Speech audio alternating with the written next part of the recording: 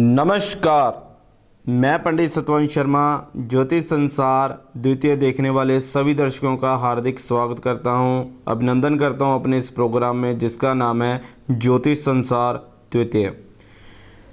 जैसे हमारी बात चल रही है कि क्या ज्योतिष एक साइंस है या ज्योतिष एक अध्यात्म है, ज्योतिष के द्वारा बताए गए रत्न कुछ काम करते हैं या नहीं, या ज्योतिष के द्वारा बताए गए उपाय कुछ काम करते हैं या नहीं, ये सब जाने आप मेरे साथ मेरे इस प्रोग्राम में जिसका नाम है ज्योतिष संसार द्वितीय। जैसे हमारी केतु महाराज को लेकर बात चल रही है कि केतु का प्रभाव हमारे जीवन में क्या महत्वपूर्ण रोल अदा करता है, क्या हमारी ज़िंदगी को कहाँ पर डिस्टर्ब करता है, क्या उथल पुथल हमारी ज़िंदगी में लाता है ये केतु।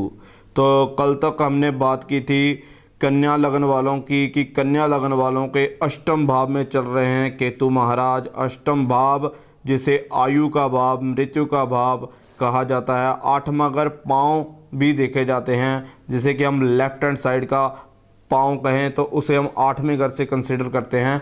तो यहाँ पर उनके पाँव पे भी चोट लग सकती है, ज़रा सावधानी से कोई भी काम को करें, लोहे से चोट इनको लग सकती है।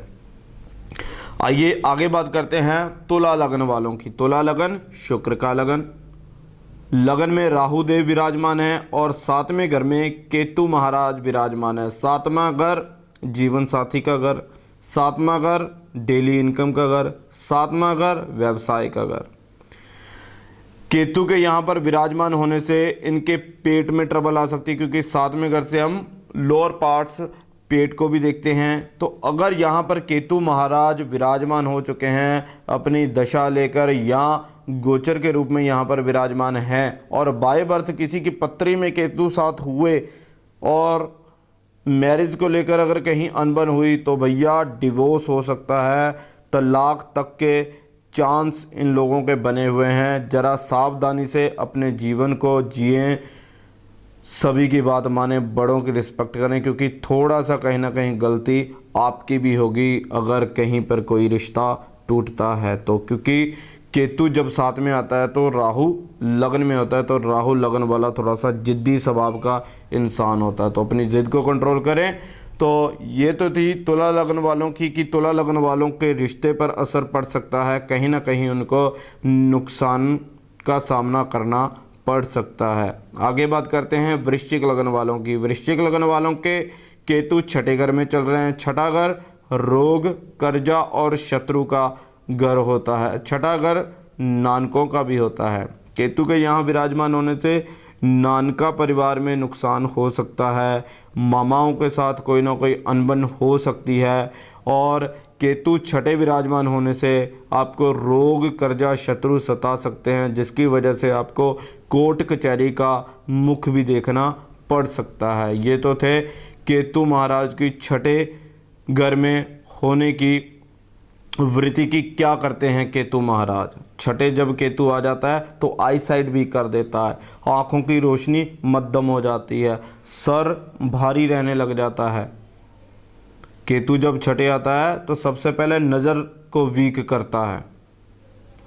तो आगे बात करते हैं धनु लगन वालों की। धनु लगन वालों के पाँचवें घर में विराजमान है केतु महाराज। पाँचवां घर संतान का घर, पाँचवां घर विद्या का घर, पाँचवां घर अचानक लाभ, पाँचवां घर अचानक लाभ कि हमने 10 रुपये इन्वेस्ट किए, 1000 इन्वेस्ट किए, हमें लाखों का फायदा, हज़ारों का फायदा, अचानक लाभ। यहाँ पर अचानक लाभ के लिए भैया आपको नुकसान है। और साथ ही साथ धनु लगन वाली मेरी उन बहनों, उन माताओं के लिए विशेषकर केतु जब 5 में आता है तो संतान नाश का योग बन जाता है। संतान के नाश कहें या यूँ कहें कि संतान खराब होने के चांसेस हो जाते हैं। जो भी धनु लगन वाली मेरी माताएं, मेरी बहनें प्रेग्नेंट हैं तो वो अपनी पत्री को एक बार ज़रूर चेक कराएं। अगर कहीं गोचर में तो केतु उनके 5 आ चुका है, अगर कहीं भूले से उनकी पत्री में भी केतु 5 हुआ और पाँचवें घर का स्वामी अगर वीक हुआ, पांचवें घर का स्वामी मंगल अगर पत्री में कहीं कमज़ोर अवस्था में हुआ, राहु के साथ हुआ, केतु के साथ हुआ, तो भैया बच्चे के ऊपर थोड़ा सा खतरा आ सकता है। इसलिए पत्री को ज़रूर चेक करवाएं। ये मैं बात कर रहा हूँ धनु लगन वाली उन महिलाओं की जो आजकल प्रेग्नेंट हैं, तो उनके लिए ज़रा सावधानी से रहने के दिन हैं, ज़रा उनकी केयर अच्छी तरह से की जाए।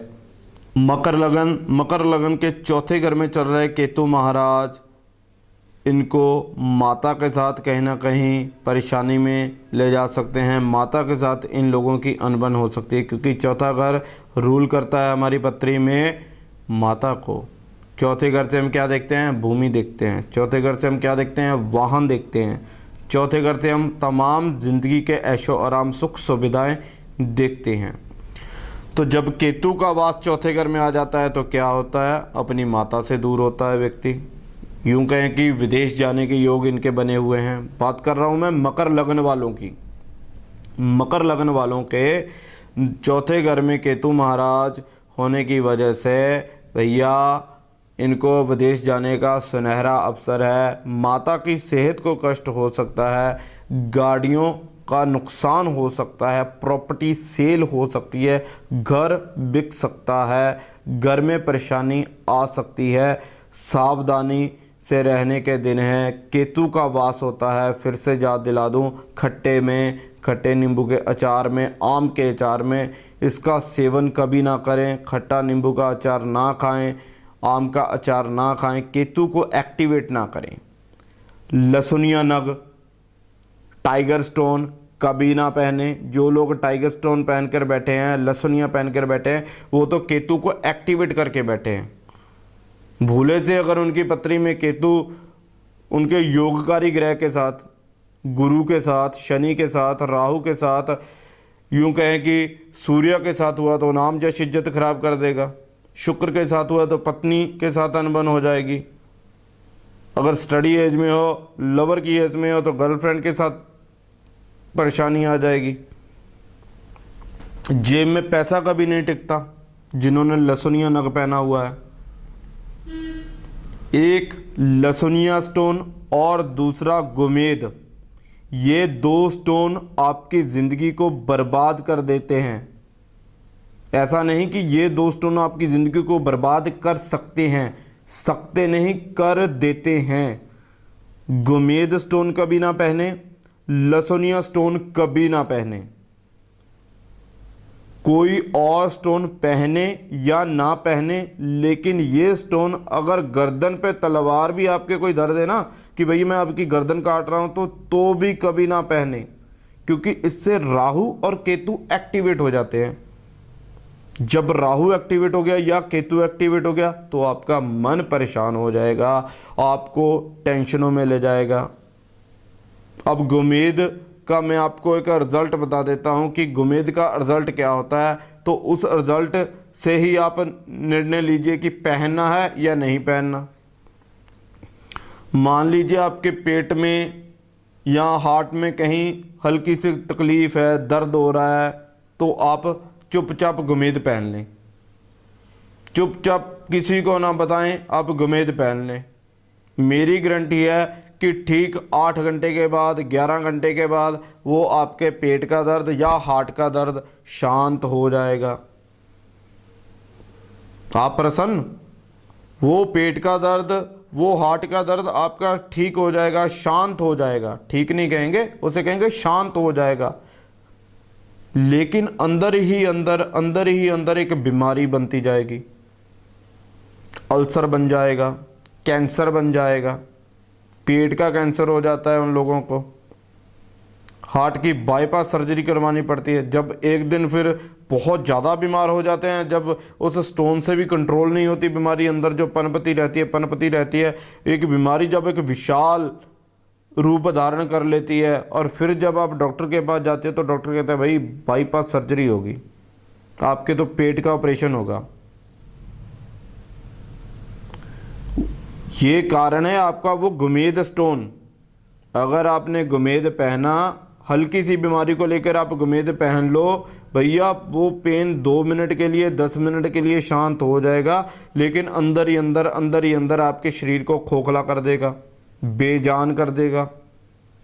फिर ऑपरेशन करवाना पड़ेगा, फिर हॉस्पिटलों का चक्कर। जो आप 10 रुपये से या 1000 रुपये की स्कैन से डर रहे थे कि नहीं स्कैन नहीं करानी, फिर वो लाख 2 लाख 5 लाख रुपए के ऑपरेशन करते हैं, फिर भी तो करवाओगे। तो इसलिए गुमेद स्टोन और लसुनिया स्टोन कभी ना पहने। कैट साइज जिसे कहते हैं या टाइगर स्टोन जिसे कहते हैं, जो भी इसके नाम है, ना तो लसुनिया, कैट साइज, टाइगर स्टोन, ये गुमेद वगैरह कभी ना पहने।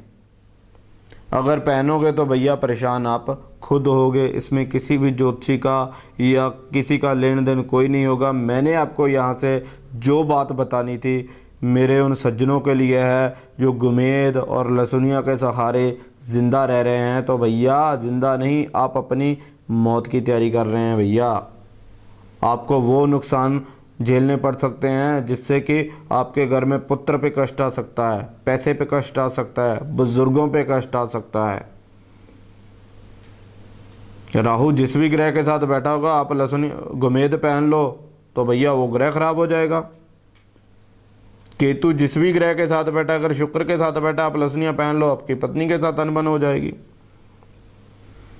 तो इसलिए गुमेद और लसुनिया अगर अब किसी मेरे भाई बंधु ने पहना है तो उसे यहाँ से उतार कर साइड पे रख दें, जल प्रवाह कर दें, उसे ना पहने, अपने घर में भी ना रखें। नारियल कभी आपके घर में नहीं आना चाहिए। जगराते, नराते, हवन पाठ पूजा का कोई भी नारियल आपके घर में नहीं होना चाहिए। वो क्यों, समय रहा तो आपको आगे ज़रूर बताएंगे, लेकिन अभी के लिए मेरा आपको संदेश, आपको मैसेज यही है कि नारियल आपके घर में नहीं होना चाहिए, खट्टा आपके घर में नहीं होना चाहिए। कहने का भाव राहु और केतु के जितने भी सिम्टम्स हैं वो आपके घर में नहीं होने चाहिए। आगे बात करते हैं कुंभ लगन वालों के। कुंभ लगन वालों के तीसरे घर में चल रहे हैं केतु महाराज। तीसरा घर होता है छोटे भाई बहनों का, पराक्रम का, अपने से छोटों का। छोटे भाई बहन कह लो या हम उम्र के यार दोस्त तीसरा घर होते हैं, पड़ोसी तीसरा घर होते हैं। केतु तीसरे प्रवेश कर जाता है तो पड़ोसियों से अनबन हो जाती है। तीसरे घर में केतु वास कर जाए तो मित्रों से दगाबाजी, धोखेबाजी मिल सकती है। मित्र आपको धोखा दे सकते हैं, आपका नाम कहीं लगा सकते हैं, काम उन्होंने किया नाम आपका आ जाएगा। सावधान रहें, अपनी पत्री को चेक करें या करवाएं, उसके बाद ही आप निर्णय करें कि आपने क्या पहनना है, क्या हटाना है, क्या दान करना है, क्या अपनाना है।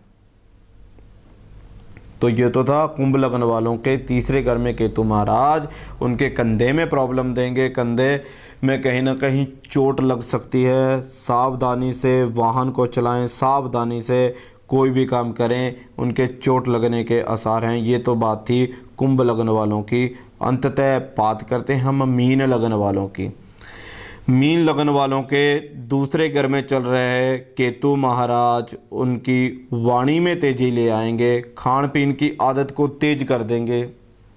स्मोकिंग की आदत आपको पड़ जाएगी, नॉन वेज के आप शौकीन हो जाओगे,